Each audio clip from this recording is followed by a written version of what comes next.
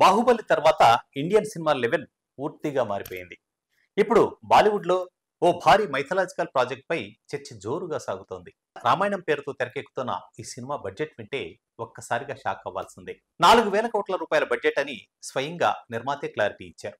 Ramayanam project పై తొలుత 1,500 కోట్ల రూపాయల బడ్జెట్ అనే వార్తలు వచ్చాయి. కానీ అసలు షాకింగ్ నిజం ఓ పోడ్కాస్ట్ లో బయటపడింది. ప్రైమ్ ఫోకస్ సీఈఓ అయిన నమిత్ మల్హోత్రా మాట్లాడుతూ 2 భాగాలకు కలిపి అక్షరాల 4,000 కోట్ల రూపాయలు ఖర్చవుతుందని చెప్పారు. ఇది దాదాపు $500 మిలియన్ సమానం. అంతేకాదు హాలీవుడ్ స్థాయిలో విజువల్స్, టెక్నాలజీ, సౌండ్, సినిమా అనుభూతి ఉండేలా ప్రణాళిక వేసినట్లు వెల్లడించారు. రామాయణం సినిమాకు సంబంధించినంత వరకు బడ్జెట్ నిర్మాత సొంత డబ్బుతోనే వెచ్చిస్తున్నారట. మల్హోత్రా చెప్పిన ప్రకారం బయట ఫండ్స్ తీసుకోకుండా నా డ్రీమ్ ప్రాజెక్ట్గా చూస్తున్నాను అని చెప్తున్నారు. ఇండస్ట్రీలో వచ్చే విమర్శలకు కంటెంట్తోనే సమాధానం ఇస్తానంటూ గట్టి సమాధానం ఇచ్చారు. ఇదంతా వింటే ఒక్క ప్రశ్న మిగులుతుంది.